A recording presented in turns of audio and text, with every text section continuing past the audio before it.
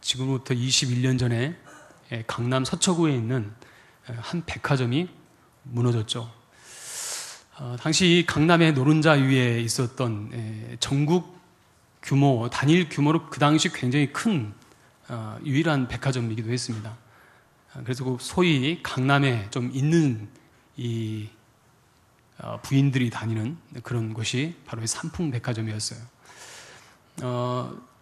주황색 건물로 또 참 인상 깊었던 건물이기도 했습니다. 그런데 이 삼풍백화점이 지금으로부터 21년 전에 6월 28일 날 백화점이 붕괴가 됐습니다. 당시 그 사건으로 인해서 사망자가 502명, 그리고 부상자가 900명이 넘는 사람들이 발생을 했어요. 부상도 경한 부상이 아니라 손이 잘리고 발이 잘리는 그런 일들이 당시 많은 부상자들이 겪었던 일입니다. 이 삼풍백화점이 물론 당시 많은 사람이 죽어서 인상 깊고 기억이 남은 것도 있지만 당시 이 사건이 일어날 수 있었던 그 배경이라고 해야 될까요? 원인이 있다면 당시 그 많은 사람들이 특히 공무원을 비롯해서 당시 이 기업을 하는 사람들의 부정과 부조리, 부패 모두가 결합되어서 발생된 사건이다라고 이야기를 하기도 합니다. 다시 말해서 건물을 규격에 딱 맞추어져야 되는데 무분별하게 증축을 하고 기둥을 뽑아버리고, 그렇죠. 그리고 결정적인 계기는 당시 지붕에 있었던 그 에어컨 실외기가 90몇 톤인가 되는 굉장히 무거운 건데, 원래 이 실외기도 지하에다 놔야 되는데 지붕 옥상 위에다 설치를 한 거예요. 근데 그 실외기가 돌아가는 소리 때문에 그 땅값, 노른자 땅값에 사는 그 아파트 주민들이 시끄럽다고 그래가지고 그거를 이 백화점 반대편에다가 이동을 시키는데 당시 이것을 이동을 시키려면 기중기를 들어서 이동을 시켜야 되잖아요. 근데 그렇게 하지 않고 밑에 도르래를 넣어가지고 굴렸다는 거예요. 그렇지 않아도 이 증축하면서 기둥을 다 뽑아버렸는데 그 상태에 그 무게로 굴리면 어떻게 되겠습니까? 당연히 무너지겠죠. 결국 그래서 이러한 여러 가지 모순들이 복합적으로 섞여서 발생한 사건이 당시 삼풍백화점의 모습이다. 그리고 결국 이 사건은 당시 한국 사회가 얼마나 이 부조리와 부패로 얼룩져 있는지, 다시 말해서 이 기업을 운영하는 오너와 그리고 많은 공무원들이 그러한 사실을 알면서도 그냥 넘어갔다는 사실, 그것 때문에 발생한 그러한 참 억울한 죽음을 맞이한 사건이었다라고 기억을 합니다. 자, 그러면 21년이 지난 지금 이 한국 사회는 어떨까요? 우리가 불과 한 3년 전만 해도 우리가 세월호 사건이 있었습니다. 세월호 사건을 우리가 또 지켜보면서 당시 우리가 21년 전에 있었던 그 삼풍백화점의 사건과 전혀 다를 바 없는 모습이 한국 사회에 존재하는 걸 또한 보게 됩니다. 그만큼 이 사회가, 이 세상이 아직도 이 부정과 부패, 또 이 부조리로 말미암아 살아가는 사람들이 참 많이 있다라는 걸 보게 돼요. 그러면서도 우리는 그런 것들을 보면서 어떤 생각을 갖냐면 이 안전불감증이라고 이야기를 하죠. 전혀 거기에 대한 위기의식도 없고 이것이 문제다라는 생각을 가지고 살지 않습니다. 그냥 나만 아니면 돼라는 식으로 나만 당하지 않으면 된다는 생각을 가지고 살아가고 있다는 거죠. 그래서 수많은 사람들이 그러한 문제 앞에서, 그 부조리 앞에서 이건 맞지 않습니다, 이건 아닙니다라고 이야기를 해야 함에도 불구하고 그렇게 당당하게 또 자신 있게 이야기를 하지 못하고 우린 또 그렇게 사회에 어울러 살아갑니다. 며칠 전에 내가 우리 그 형제들 2명하고 데이트를 했어요. 저하고 형제 둘 연극을 보러 갔습니다. 연극을 보러 갔는데 굉장히 우울했습니다. 전부 다 커플이 오는데 우리는 3명 남자 줄줄이 앉아가지고 굉장히 분위기를 우울하게 만들었어요. 근데 그 연극을 보니까 그 연극이 이제 준 메시지가 문제 제기는 참 좋았어요. 문제 제기는 좋았다라기보다도 이 세상에 참 시사한 바가 참 컸다라는 생각을 들었는데 이 세상은 한마디로 말하면 미친 세상이라는 거죠. 그래서 미친 세상에 살고 있는 3가지 케이스를 쭉 나열을 해줘요. 돈에 미친 사람, 또 여자에 미친 사람, 또 한 명이 뭐에 미쳤죠? 꿈? 권력? 아니지. 꿈? 네, 꿈에 미친 사람. 예. 예, 그래서 미친 사람, 우리 간 사람들이 미친 게 아니고, 예, 거기 이제 그 모티브를 세상에 미쳤다라고 해서 이야기를 한 거예요. 공감이 됐어요. 아, 그렇지. 거기까지는 좋았어요. 그런데 이 연극에서 주는 메시지 말미가 뭐냐면 세상이 미쳤기 때문에 이 미친 세상을 살아가는 우리들은 어떻게 살 것인가 라는 것에 대해서 뭐라고 답을 주냐면 그래서 우리도 적당히 미치는 것도 필요하다. 예, 우리가 미치지 않으면 내가 마치 정상인 것처럼 살아가면 우리는 절대로 제정신을 가지고 살 수 없다. 예, 그렇게 이야기를 해요. 여러분, 우리 그렇습니까? 우리는 그걸 보면서, 아, 그렇지.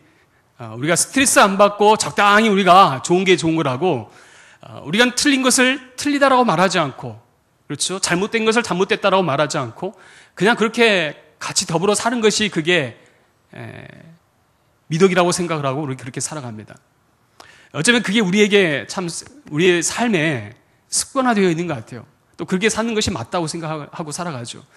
그렇기 때문에 지금도 아까도 말씀드렸던 것처럼 그런 문제의식을 가지고 사는 사람들이 그리 썩 많지 않다는 걸 보게 됩니다.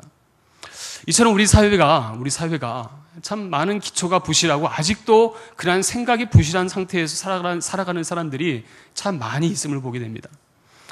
저는 이 세상뿐만 아니라 우리 영적인 상태도 마찬가지라고 생각을 해요. 삼풍백화점이 붕괴한 이유 여러 가지 부조리가 있었지만 많은 게 부실했어요. 부실천지였어요. 여러분, 우리의 믿음은 어떻습니까? 혹시 여러분들의 믿음은 어떻습니까?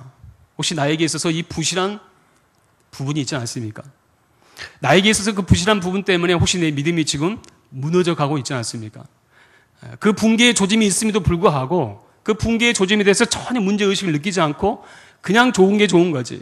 이게 세상 사는 방식이야. 라는 생각을 가지고 그냥 그렇게 또 이렇게 우리가 하루를 넘어가고 또 한 주를 넘어가고 또 이 세상을 맞이하고 있지 않습니까? 그게 어쩌면 우리의 모습일 수도 있겠다라는 생각을 해보게 됩니다. 오늘 말씀 보면요. 오늘 말씀에서도 이처럼 이 신앙의 기반이 부실해서 이 무너져 내려가는 이스라엘 백성들의 모습을 우리에게 소개해주고 있어요.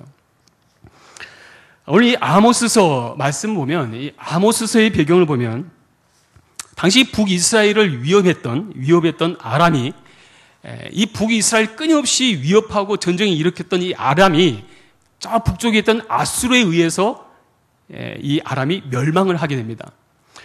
그래서 드디어 이 북이스라엘 나라에 평화와 안정을 가져다 오게 돼요. 다시 말해서 아수르가 이 북이스라엘 사람들에게 어느 정도의 시간, 다시 말해서 그들에게 평화와 안정을 주는 계기를 맞이하게 됩니다. 그러면서 북이스라엘에 당시 이 황금기를 누리게 되는데, 당시 이 북이스라엘 왕이었던 여로보암 2세가 그 여세를 몰아서 쪽 북쪽까지 더 영토를 확장을 하게 돼요. 그래서 이 솔로몬 이후 시대에 가장 강성 대국을 이루었던 나라였다라고 평하기도 합니다. 그만큼 이 북이스라엘이 승승장구할 때가 바로 이때였어요. 자, 그런데 문제는 잘 나갈 때 조심해야 되잖아요. 잘 나갈 때. 근데 이 북이스라엘이 잘 나갈 때 그때에 그들에게 어떤 현상이 나타났냐면 바로 이 사회적 부패와 영적 부패가 같이 일어나게 됩니다. 사회적 부패와 영적 부패가 같이 일어나요. 다시 말해서 그들이 여호와 신앙을 섬기는 사람들이었음에도 불구하고 그들이 하나님을 떠나기 시작합니다. 왜요? 먹고 살만하니까. 이제는 좀 살만하니까 하나님을 등지기 시작을 해요. 왜냐하면 하나님 없이도 살 수 있다는 생각을 하거든요. 여러분, 우리가 이 육체가 배부르면, 이 배가 부르면요, 사람이 영적으로 피폐해져요. 하지만 영적으로 이 육적으로 우리가 가난해지잖아요. 반대로 영적으로 부유해져요. 참 신기한 원리예요. 여러분 잘 보세요. 여러분 언제 내가 하나님 앞에 나아가냐면 내가 내 환경적으로 내가 궁핍해지면 하나님밖에 없어요. 그때 하나님 앞에 나아가는 거예요.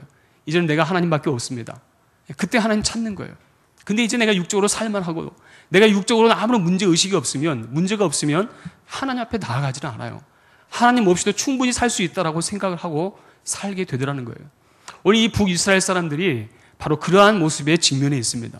자, 이제는 살만합니다. 그들을 위협하는 적군도 없어졌어요. 그리고 나라도 강성해졌어요. 그리고 이제는 나름대로 자기의 기반이 다 닦였어요. 그러다 보니까 이제는 하나님의 자리가 점점점 사그러져 가기 시작하더라는 거예요.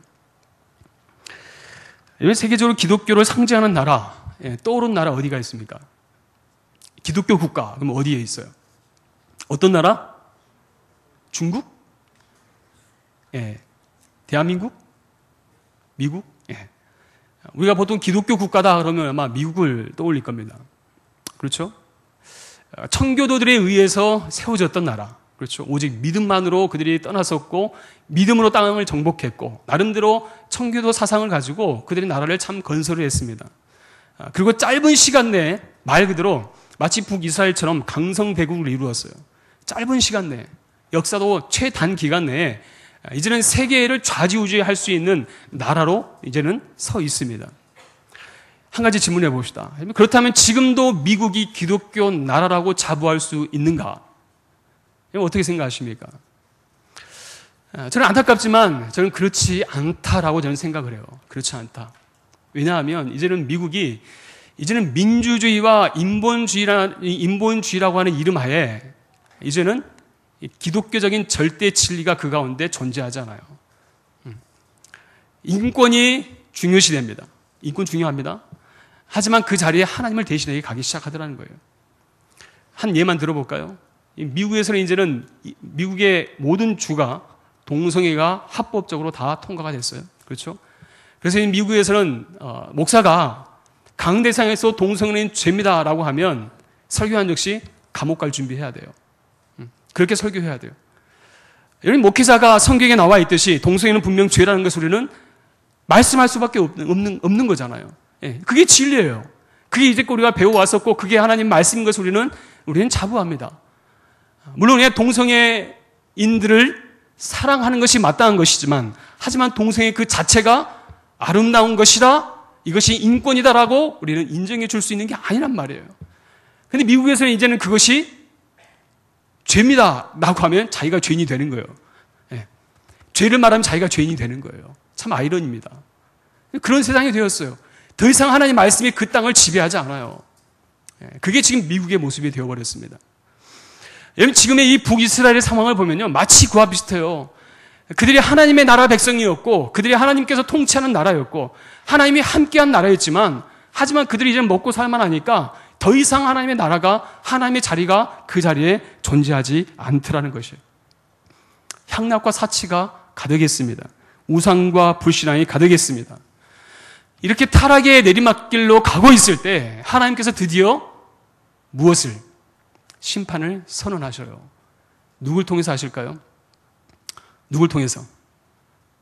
북이스라엘이 얼마나 폐역했냐 하면 그 모습을 볼 수 있는 대표적인 모습이 뭐냐면 우리 아모스 선자의 등장입니다. 아모스 선자의 등장.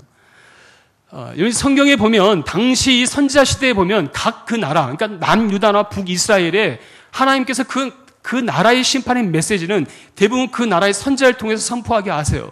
근데 오늘 본 말씀 보면은 이 아모스서는 남유다 사람이었어요.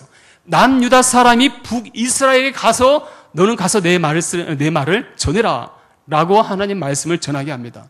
다시 말해서 제가 이 말씀을 보면서 그런 생각을 해봤어요. 북이스라엘에 얼마나 쓸만한 사람이 없었으면 하나님께서 남유다에 있는 사람을 불러다가 북이스라엘에게 하나님의 심판을 선언하게 하셨을까? 그게 바로 오늘 아모스 선지자의 모습이었다는 것입니다. 자, 이 하나님의 심판을 선포한 이 아모스 선지자, 오늘 9장에 보면 1장부터 8장까지 쭉 하나님의 말씀을, 하나님의 심판이 어떻게 전개될 것인가를 쭉 말씀을 해주세요. 그리고 오늘 마지막 심판이 오늘 9장에 나타납니다. 자, 그리고 1절부터 8절까지 말씀 보면은 이 하나님의 심판이 어떻게 임한지 우리에게 구체적으로 말씀해 주는데 오늘 8절 말씀 다 같이 한번 읽도록 합시다. 8절. 보면 읽진 않았지만 8절 말씀 같이 읽겠습니다. 시작. 여호와의 눈이 범죄한 나를 주목하노니 내가 그것을 지면에서 멸하리라. 그러나 야곱의 집은 온전히 멸하지는 아니하리라. 여호와의 말씀이니라. 오늘 8절 말씀 보면은 뭐라고 말씀하죠? 보라, 주 여호와의 눈이 범죄한 나라를 주목하노니 내가 그것을 지면에서 멸하리라. 하나님이 지금 어디를 주목하신다고요? 어디를 주목하세요? 범죄한 나라를 내가 지금 주목한다. 그래서 하나님께서 어떻게 하시겠다? 내가 그것을 멸해버리겠다. 멸해버리겠다. 쓸어버리겠다. 그러면서 구체적으로 우리에게 어떻게 하나님께서 심판하실 것인지에 대해서 1절부터 해서 우리에게 쭉 말씀을 하십니다. 1절부터 6절까지 말씀인데요. 대표적으로 1절 말씀만 잠깐 봅시다. 1절 말씀 보면은 이렇게 말씀을 하죠. 내가 보니 주께서 제단 곁에 서서 이르시되 기둥머리를 쳐서 문지방이 움직이게 하며 그것으로 부서져서 무리의 머리에 떨어지게 하라. 내가 그 남은 자를 칼로 죽이리니 그 중에서 한 사람도 도망하지 못하며 그 중에서 한 사람도 피하지 못하리라. 하나님께서 지금 어떻게 하시겠다는 거예요? 제단 곁에 서서 기둥머리를 부숴버린다는 거예요. 성전을 부숴버리겠다. 그리고 그 성전에 무너진 걸 통해서 그 밑에 있는 사람들이 어떻게 돼요? 다 돌에 맞아 죽게 되는 거예요. 마치 산풍백화점이 무너질 때 많은 사람들이 그 돌더미에 깔려 죽었던 것처럼 똑같은 일이 일어난다는 거죠. 일어난다는 거죠. 하나님 그렇게 심판하겠다라고 하나님 말씀하십니다. 그러면서 2절부터 쭉 6절까지 말씀, 5절, 6절까지 말씀 보면은 구체적으로 말씀을 합니다. 쭉 이야기를 하세요. 너희가 수월로 도망하지 못할 것이다. 지옥으로 못 도망간다. 그리고 너희가 3절에 갈매산 꼭대기에 숨어도 내가 꼭 찾아낼 것이다. 바다 밑에 숨어도 내가 기어이 찾아낼 것이다. 범죄한 너희를 내가 그만두지 않겠다. 그리고 7절 말씀, 원수 앞에 사로잡혀 갈지라도 칼을 명령하여 죽이게 할 것이라. 내가 그들에게 주목하여 화를 내리고 복을 내리지 아니하리라. 하나님께서 응징하시는데 얼마나 하나님께서 완벽하게 응징하시겠냐 하면 도저히 피할 길이 없는 거예요. 피할 방법이 없어요. 하나님의 그 진노 가운데 심판하시겠다라고 작정하시면 하나님의 그 심판의 그늘 아래에서 도망할 수 있는 사람이 아무도 없다라고 말씀합니다. 이들을 어떻게 하시겠다고요? 다 쓸어버리겠다. 이 말씀 보면 이게 얼마나 무서운 말씀인지 몰라요. 얼마나 무서운 말씀인지 모릅니다. 여기서 우리 한 가지 눈여겨봐야 할 대목이 있어요. 아까 1절 말씀 보았지만 하나님께서 어떤 건물을 쓸어버리겠다고요? 어떤 건물? 성전. 성전을 쓸어버리겠다. 한 가지 한번 질문해 볼까요? 성전이 이스라엘 백성들에게 무엇을 위치하는 건물입니까? 어떤 상징이 있어요? 성전 그러면 하나님의 임재의 상징이에요. 하나님께 예배하는 믿음의 처소였어요. 그들의 신앙의 정체성과 민족의 정체성이 어쩌면 이 성막과 성전 안에 있다라고 해도 과언은 아닙니다. 그만큼 이 성전은 중요했어요. 자, 그런데 이렇게 중요한 성전을 하나님이 직접 쓸어버리겠대요. 하나님이 직접 쓸어버리겠대요. 여기 감이 와닿지 않죠? 지난주 금요일 날 우리 터키에서 사역하신 선교사님 한 분 오셨습니다. 터키에서 27년 사역하셨더라고요. 근데 작년에 어떤 일이 발생했냐면 터키에 큰 지진이 났어요. 기억나십니까? 터키에 큰 지진이 나가지고 선교사님 오셔가지고 이게 슬라이드 쭉 보여주는데 말 그대로 온 도시가 초토화가 됐어요. 초토화가 됐어요. 그리고 교회까지도 다 무너졌어요. 예. 교회 십자가만 쓰러져 있는 십자가만 보면서 이것이 교회였구나 겨우 알 수 있었어요. 그러면서 선교사님 하신 말씀이 아마 본인이 말 그대로 이 천국과 지옥으로 왔다 갔다 해서 그러신지 모르겠지만 선교사님 마음 가운데 그게 읽혀지더라고요. 지금이 정말 마지막 때라. 지금이 마지막 때다. 하나님의 심판이 얼마 남지 않았다는 것. 그게 아마 자신의 그 경험했던 작년에 그 지진을 경험하면서 경험했던 그 마음의 고백이라 생각이 되어졌어요. 여러분 보십시오. 만약에 지금 이 땅의 교회가 지금 이 성역교회가 예배드리는데 지금 무너졌다고 생각해봐요. 얼마나 비참하겠습니까? 하지만 우리는 이 외형적인 건물이 무너지면은 피할 수 있는 마음이 있잖아요. 도망가야 된다고 생각을 하잖아요. 그렇지 않습니까? 근데 문제는 우리 안에 어떤 생각이 있냐면 이 건물이 무너질 때 피할 생각을 하지만 정작 내 자신의 영적인 상태가 무너져 있을 때는 피할 생각을 하지 않아요.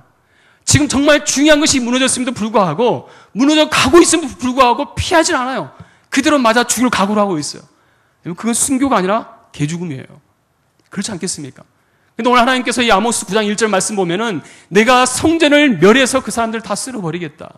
하나님의 심판임을 말씀해주고 있습니다. 하나님의 심판임을 말씀해주고 있어요. 여러분 그렇다면 왜 하나님이 친히 세우신 하나님의 성전을 하나님이 쓸어버리시는가? 왜 그렇습니까? 이 성전에서 어떤 일이 있었던 거죠? 이 성전에서 어떤 일이 있었을까요? 어떤 일이 있었어요? 이 성전에서 이 이스라엘 백성들이 이방 신을 섬기기 시작을 했어요. 이방의 신들을 하나님의 전에서 섬기기 시작을 했어요. 아까도 말씀드렸지만 공의와 정의가 사라지고 만 시대였어요. 그리고 그 가운데 하나님을 섬기기보다도 온갖 불법한 일과 부패한 것이 가득한 것이 바로 당시 그 사람들의 모습이었어요. 그래서 하나님께서 쓸어버리기를 결단하십니다. 더 이상 두고 보지 않으시겠다는 거예요. 하나님이 그 성전을 가증하게 보신 거예요. 가증하게. 저희 말씀 묵상하고 또 말씀을 준비하면서 그런 생각을 해봤어요. 아까도 말씀드렸지만 왜 건물이 노후돼가지고 또 지진이 나서 쓰러질 때는 다 도망갈 수 있다고 그랬잖아요. 그런데 정작 우리가 영적인 우리의 믿음과 우리의 신앙이 쓰러져가는 모습을 보면서도 우리는 피할 생각을 하질 않아요. 피할 생각을 하지 않는다는 거죠. 여러분 자신은 어떻습니까? 내 자신의 영적 상태는 지금 어떠합니까? 바로 서 있습니까? 아니면 무너지기, 붕괴 직전입니까? 아니면 조금만 있으면 무너질 타이밍이 곧 다가오고 있지 않습니까? 요한복음 2장 13절 22절 말씀 보면은 예수님이 6월절에 예루살렘으로 가서 성전에 올라가는 장면을 묘사해 주고 있습니다. 성전에 들어가신 예수님께서 보신 것은 당시 무엇을 보게 됩니까? 소와 양과 비둘기 파는 사람들, 그 사람들을 환전해 주는 이 사람들을 보게 돼요. 다시 말해서 성전 앞에서 돈거래하는 사람들을 보게 됩니다. 이때 예수님이 그 모습을 보시고 어떻게 하시죠? 같이 돈을 바꾸십니까? 어떻게 해요? 보자마자 가서 성전 그 환전하는 사람들을 다 엎어버립니다. 다 엎어버려요. 그렇죠? 그러면서 예수님께서 하신 말씀이 16절 말씀. 다 같이 한번 읽어볼까요? 시작. 이것을 여기서 가져가라. 내 아버지의 집으로 장사하는 집을 만들지 말라 하시니. 예수님께서 그 당시 성전에서 상을 엎어버리고 많은 사람들에게 책망하시면서 예수님께서 의분을 가지신 이유가 어디 있어요? 의분을 가지신 이유가 어디 있어요? 뭐라고 말씀하십니까? 이 모든 것을 다 가져가라. 내 아버지의 집으로 뭐하는 집 만들지 말라고요? 장사하는 집 만들지 마. 내 아버지의 집은, 이 성전은 거룩한 곳이야. 이 거룩한 곳에 너희가 돈 노릇하고 너희가 너희의 이익을 챙기고 할 것이 아니란 말이야. 라는 것을 우리에게 말씀해 주고 있어요. 하나님의 성전은, 그래서 오늘 하나님께서 이 말라기서에 마찬가지입니다. 하나님의 성전이 부패하고 썩어질 대로 썩어지고 온전한 마음으로 예배드리지 못하는 그 모습에 대해서 하나님께서 그냥 좌시하지 않겠다는 거예요. 그냥 지켜만 보지 않겠다는 것입니다. 내가 그거 다 엎어버리겠다. 엎어버릴 거야. 예. 이게 하나님 우리에게 주신 메시지예요. 우리의 모습은 어떨까? 저는 우리 조국 땅, 이 조국교회의 현실을 바라보면서 저는 이 여로보암 시대의 이 북이스라엘과 우리나라의 모습과 흡사하다는 생각을 해봤어요. 국가적으로 우리가 참 많은 번영을 누렸습니다. 나름 누렸어요. 그렇죠? 우리나라도 참 정말 짧은 기간 안에 정말 많은 성장을 이루었습니다. 물론 상대적으로 지금 어려움을 겪고 있긴 하지만 많은 성장을 이루었어요. 많은 교회가 성장을 했습니다. 세계에 정말 내노라는 교회가 한국 교회에 참 많아요. 그렇지 않습니까? 그런데 우리나라는 여전히 각종 부패와 부정으로 얼룩져 있는 나라. 그게 우리나라의 모습입니다. 성적으로 문란하고 타락한 나라. 그런 나라가 우리나라가 되었습니다. 제가 얼마 전에 저희 누님하고 잠깐 이야기를 하다가 그런 이야기를 들었어요. 저희 그 누나에게 조카가 있는데 중2짜리 조카가 있어요. 중1인가? 헷갈리네요. 중1, 중2. 예. 근데 이 친구가 이제 중학교 수학여행을 가잖아요. 수학여행. 수학여행 가가지고 갔다 와가지고 이 중2짜리 애가 충격을 받았어요. 충격. 어떤 충격을 받았냐면 와서 이제 엄마한테 그 이야기를 쭉 했대요. 뭐 남녀공학이긴 했지만 잠잘 때는 여자끼리 잠을 자잖아요. 근데 그 대화의 대부분의 주제가 여학생들이 무슨 이야기인 줄 아세요? 자기가 봤던 야동 이야기. 여자애들이. 남자애들 말고. 그리고 심지어는 자기가 봤던 야동 가지고 서로 연습을 하다는 거예요. 그거 보면서 얘가 충격을 받은 거예요. 그리고 문제는 뭐냐면 걔네들 틈속에서 자기가 같이 그런 것을 동조하지 않으면 왕따 당하는 거예요. 너만 잘났냐? 너만 깨끗해? 이런 식으로 나갑니다. 그게 요즘에 우리 한국 교육의 문제, 현실이에요. 저는 그런 모습들을 보면서 참 이 시대가 정말 어떻게 돌아갈까? 정말 기도가 많이 필요한 때이구나라는 생각을 다시 한번 해보게 됐습니다. 저 영적으로 부패하고 타락한 모습이 이 시대의 모습이다 한다면 교회는 온전합니까? 아니, 여러분들은 온전합니까? 여러분들은 어떻습니까?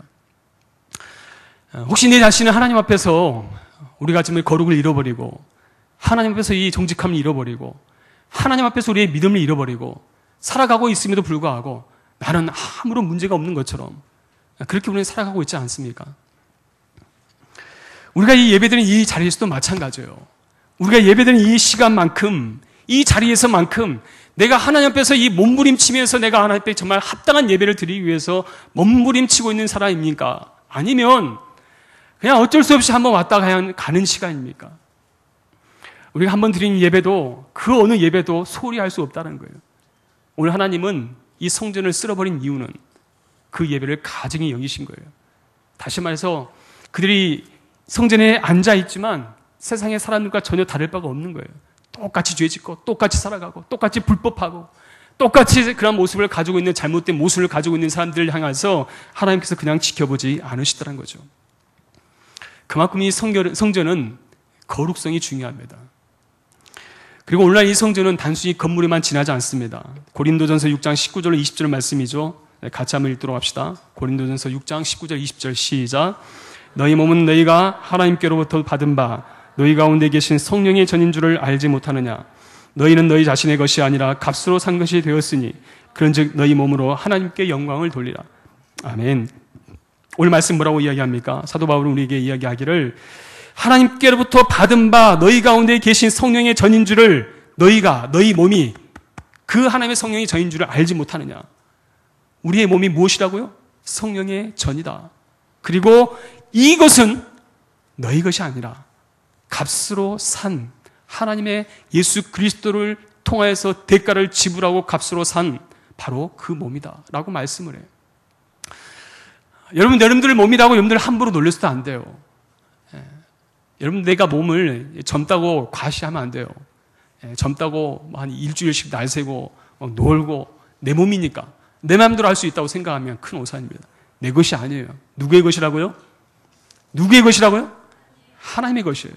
하나님의 것이고 주의 몸된 성전을 내 안에 갖고 있기 때문에 우리가 하나님 앞에서 늘 거룩함과 진실함으로 살기 위해서 몸부림치셔야 돼요. 죄와 몸부림치셔야 돼요. 제가 오래전에 읽었던 책 중에 와이미라는 책이 있습니다. 미국 그 북미주에서 대각성 운동을 일으켰던 분 중에 한 분인데요. 한국의 김충근 박사가 쓴 책입니다. 이분이 1976년 10월 1일에 그날은 그 사람에게 이분에게 정말 절망적인 날이었어요. 절망적인 날이었어요. 왜냐하면 의사로부터 이런 말을 듣게 됩니다. 당신은 이제 1년 안에 죽게 됩니다. 라는 그런 말을 듣게 돼요.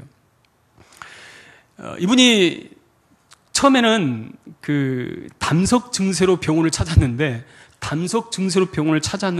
가서 의사가 말하기를 급성 간염으로 급하게 막 진행이 된 거예요. 그래서 이제 의사가 하는 말이 당신이 1년 안에 죽게 됩니다. 그런 판정을 받게 됩니다. 당시 김충근 교수는요, 그 판정을 받는 그 해에 미국에서 교수가 된 지 4년 만에 교수가 된 지 4년 만에 그 대학에서 최고의 교수로 인정을 받았어요. 수많은 교수들 중에서 평가가 가장 좋았대요. 그래서 이제는 정말 이제는 내가 미국에서 자리 잡고 살겠구나. 이제는 내가 안정되게 살겠구나 라고 생각을 했어요. 고생도 참 많이 했대요. 시체도 닦아본 일도 하고 주방에서 일도 하고 온갖 일을 하면서 고생도 정말 많이 했어요. 그러면서 이제는 그 자리에 올랐으니 이제는 이제 내가 이제는 살만하겠다라고 생각을 했는데 이제는 그 살만한 그 해에 의사로부터 사망 선고를 받은 거예요. 얼마나 절망적입니까? 이러면 그 간이 이제 간경화 또 이 간에 이제 말기가 오게 되면 어떻게 되죠? 온몸이 까매지고 배가 임신한 사람처럼 복수로 가득 차오르잖아요. 막 그 증세까지 갔어요. 거의 죽는다는 이야기까지 들었습니다. 그러다가 이분이 6개월이 지난 다음에 어떤 결정을 했냐면 이대로 한다. 이대로 죽을 수 없다. 라고 해서 LA 근교에 있는 어느 산으로 올라갔어요. 내가 산에 가가지고 그래도 내가 하나님과 한번 씨름을 해봐서 하나님 나를 좀 낫게 해달라고 좀 간절함으로 내가 구해야 되겠다. 라고 산으로 올라가서 기도하기 시작했어요. 그렇게 기도하기를 6일이 지난 그 시점에 6일째 되는 날 하나님이 그날따라 그 마음 가운데 간절함으로 기도하게 하시더라는 거예요. 그래서 새벽 1시에 올라가가지고 기도하는데 그때 하나님께서 그 마음 가운데 어떤 마음을 주셨냐면 처음에는 이분의 마음 가운데 그런 원망함이 있었어요. 어떤 원망이었냐면 하나님 왜 납니까? Why me? 라는 이야기를 한 거예요. 왜 나입니까?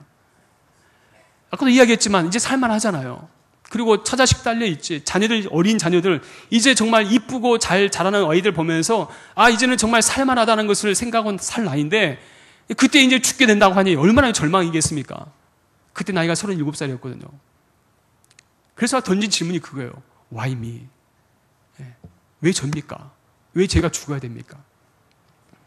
근데 그때 하나님께서 이 김충근 박사에게 하나님이 주신 음성이 있습니다. 이분이 그런 고백을 해요. 내가 내 피 속에 있는 독소 때문에 육체적으로 죽어가는 것은 사실이지만 진정 내가 영혼 속에 있는 독소 때문에 죽어가는 것은 모르느냐 라는 하나님의 음성을 듣게 돼요. 다시 말해서 몸의 독소 때문에 죽는 게 아니라 네 안에 있는 영혼의 독소 때문에 죽어가는 건데 네가 그거 알지 못해? 라고 하나님 말씀하신 거예요. 이분이 그 음성을 듣고 그때 하나님 앞에 꼬꾸러졌어요. 눈물로 그가 하나님의 전심을 회개하는데 그날 밤에 자기가 기록을 했대요. 자기가 하나님의 회개하는데 회개할 때 그런 표현을 하잖아요. 필름처럼 자기가 지었던 죄가 쫙 지나가더래요. 그때 자기가 하나님 앞에 이거 회개하지 않으면 안 될 것 같아서 다 손으로 기록을 했대요. 몇 페이지를 쓴 줄 아세요? 하룻밤 사이에 52페이지를 썼대요. 회개할 거리를. 너무나 죄로 가득하더라는 거예요, 자기가. 그런데 자기는 이제까지 자기가 신앙생활을 해오면서 자기는 그런 죄에 대해서 한 번도 자기는 그런 죄를 생각해 본 적이 없대요. 왜냐하면 한국에 있을 때부터 해서 그가 얼마나 신앙생활을 열심히 해왔는지 몰라요. 기독교 학생회장도 지내면서 4년 내내 장학생으로 학교를 다녔다고 합니다.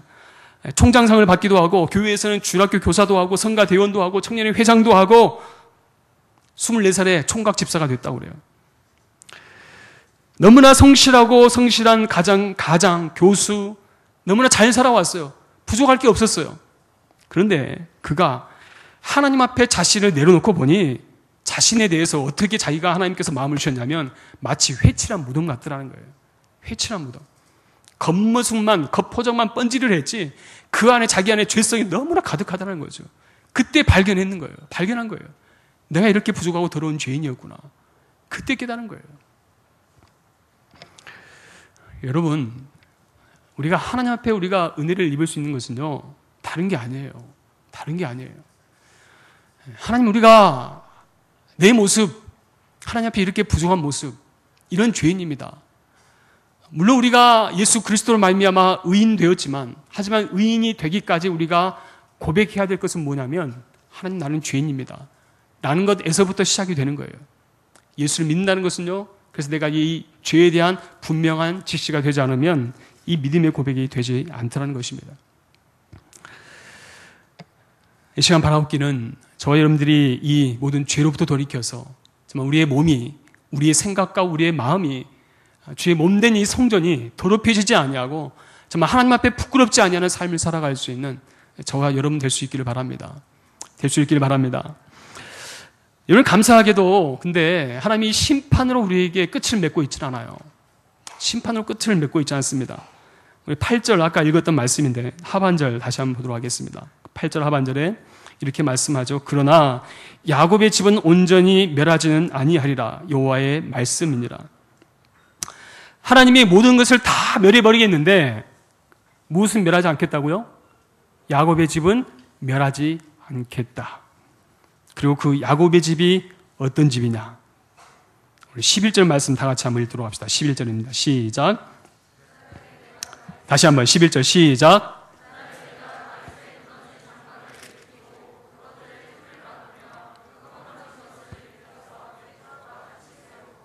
아멘. 자, 하나님께서 말씀하십니다. 회복의 메시지를 주십니다. 내가 이 땅을 다 쓸어버리겠는데 하지만 다 쓸어버리지 않아. 야곱의 집은 남겨놓을 거야. 그 야곱의 집은 무엇이라고요? 바로 다윗의 장막이야. 이 다윗의 장막을 다시 말해서 하나님께서 이 더러운 모든 장막을 다 쓸어버리고 하나님께서 그 자리에 다시 건물을 세우겠다는 거예요. 하나님이 기뻐하시고 하나님이 인정하시는 장막을 내가 다시 세울 거야. 너희가 세웠던 장막은 더러운 것이고 소망이 없는 것이지만 하지만 내가 세운 이 장막은 영원한 소망이 있어. 그리고 그것은 어떻게 하시겠다고요? 장막을 일으키고 틈을 막고 허물어진 것을 일으켜서 옛적과 같이 세우겠다라고 하나님 약속하십니다. 하나님께서 이 온갖 부패와 이 더러움으로 또 영적 타락으로 얼룩져 있는 우리들 향해서 주시는 희망의 메시지예요.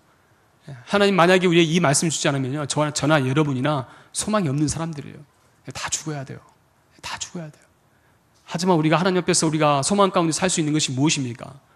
우리에게 이 야곱의 집, 다윗의 장막을 주셨다는 거예요. 이 다윗의 장막. 여기서 한 가지 한번 질문합시다. 왜 하나님이 여기서 다윗의 장막을 말씀하실까? 그냥 장막도 아닌 다윗의 장막을 말씀하실까? 여기 다윗이 어떤 사람이죠? 다윗. 이스라엘 시대에 있어서 가장 부강했던 나라, 그 시대. 하나님께 정말 크게 쓰임받았던 한 사람. 다윗이 어떤 사람입니까? 열왕기상 15장 5절 말씀 보면은 성경은 우리에게 다윗을 이렇게 평가합니다. 다 같이 읽어봅시다. 시작.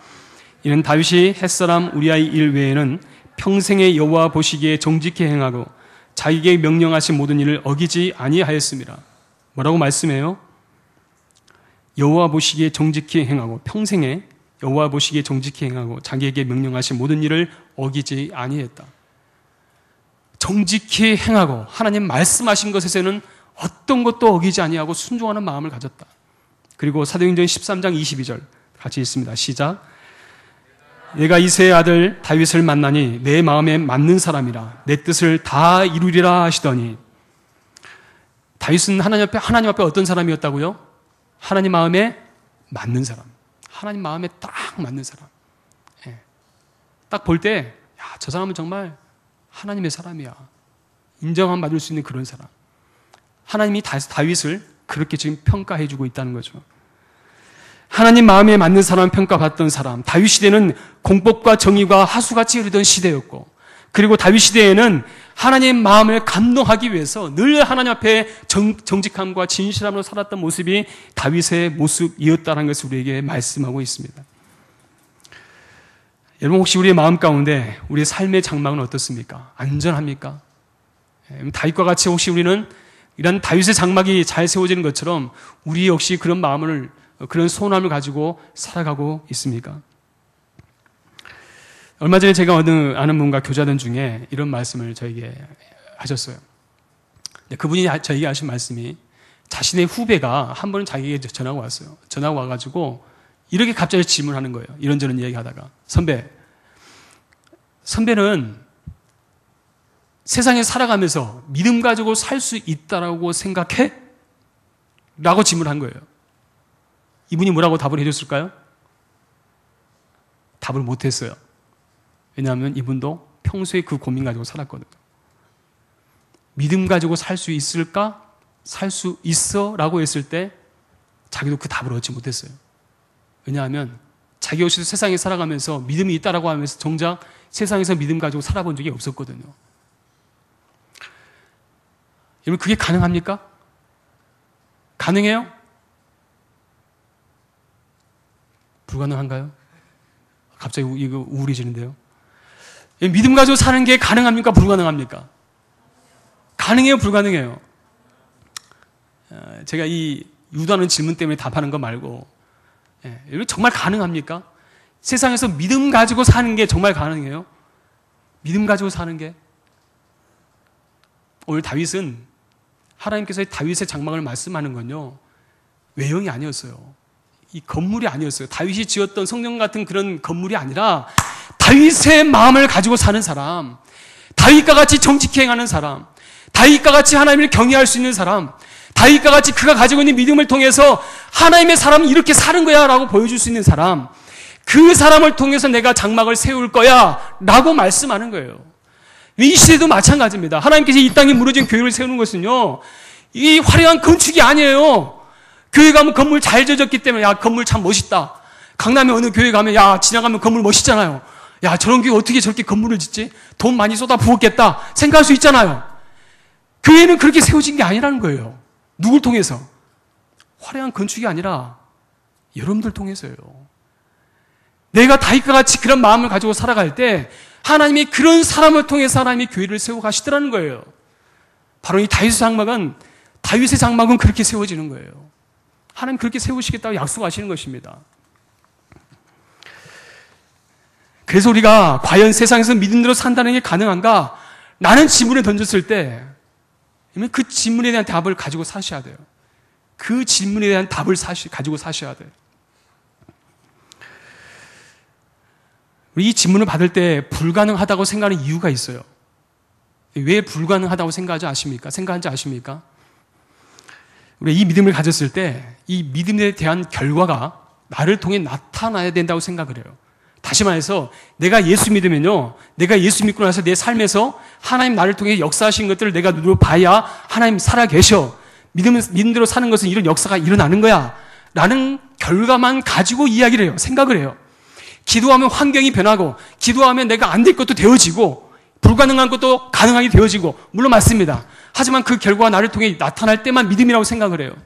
근데 그 이전에 중요한 것은 뭐냐면, 내가 믿음대로 살아냈을 때 그 과정이 필요한 거예요. 믿음대로 살아냈을 때. 마치 다윗처럼.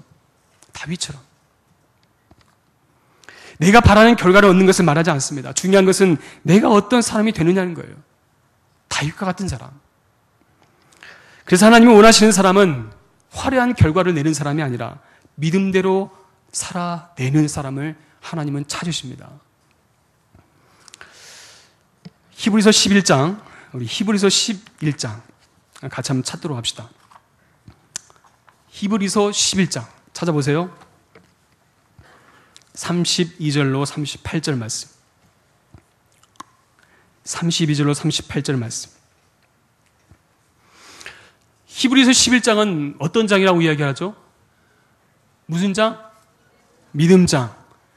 히브리서 11장 1절부터 해서 쭉 하나님께서 성경 속에 있었던 믿음의 사람들 쭉 나열을 합니다.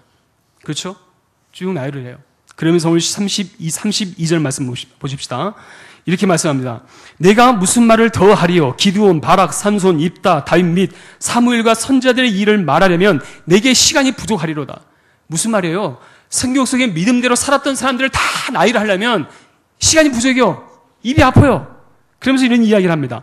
그 사람들이 어떻게 믿음대로 살아냈는지 잘 들어보세요. 33절. 그들은 믿음으로 나라들을 이기기도 하며 의를 행하기도 하며 약속을 받기도 하며 사자들의 입을 막기도 하며 불의의 세력을 멸하기도 하며 칼날을 피하기도 하며 연약한 가운데서 강하게 되기도 하며 전쟁에 용감하게 되어 이방 사람들의 진을 물리치기도 하며 여자들은 자기의 죽은 아들을 부활로 받아들이기도 하며 어떤 이들은 더 좋은 부활을 얻고자 하여 심한 고문을 받되 구차히 풀려나기를 원하지 아니하였으며 또 어떤 이들은 조롱과 채찍질뿐 아니라 결박과 옥에 갇히는 시련도 받았으며 돌로 치는 것과 톱으로 켜는 것과 시험과 칼로 죽임을 당하고 양과 염소의 가죽을 입고 유리하며 궁핍과 환난과 학대를 받았느니라. 무슨 말씀이죠? 성경 속에 오늘 히브리서 11장에 나열한 많은 수많은 믿음의 사람들이 어떻게 살았는지 우리에게 말씀해 주고 있어요. 믿음은 추상적인 게 아니라 이렇게 살아내더라는 거예요. 믿음의 사람들이 이렇게 살았다는 거예요. 그러면서 오늘 38절 말씀에 이렇게 말씀을 합니다. 다 같이 읽겠습니다. 시작. 이런 사람은 그들이 광야와 산과 동물과 토굴에 유리하였느니라. 오늘 말씀 뭐라고 말씀합니까? 이런 사람들은 세상이 감당하지 못할 사람들이다. 세상이 감당하지 못할 사람입니다. 여러분, 둘 중에 하나입니다. 세상과 더불어 적당히 타협할 것인가? 아까 제가 연극 이야기했지만 적당히 같이 미쳐줄 것인가? 아니면 내가 세상에 감당하지 못할 사람이 될 것인가? 그러한 믿음을 소유하기 위해서는요, 타협이 없어요. 믿음으로 살아내는 거예요. 그리할 때 하나님께서 이 땅에 장막을 다시 세우십니다. 누굴 통해서요? 여러분들을 통해서. 여러분들을 통해서. 이 시간 바로 얻기는 저와 여러분들이 이 말씀을 통해서 다시 한번 우리 안에 무너져 있는 모습들이 있다면, 내 안에 무너져 있는 장막이 있고, 내 안에 믿음이 무너져 있고, 내 안에 무너져 있는 영역이 있다면 다시 한번 세우십시오. 누구와 같이? 다윗과 같이. 하나님 앞에 인정받은 자로, 인정된 자로 다시 한번 여러분들의 무너진 것을 회복함으로 하나님 앞에 나아갈 수 있는 저와 여러분 될 수 있기를 주님의 이름으로 축원합니다. 아멘. 찬양합시다.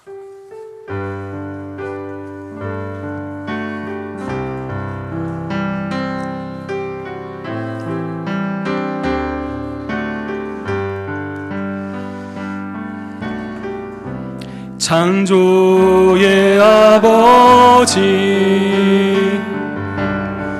그 섭리 보이사 택하신 세대 일으키어 이 땅을 고치소서. 주의 크신 능력 만물이 사모하니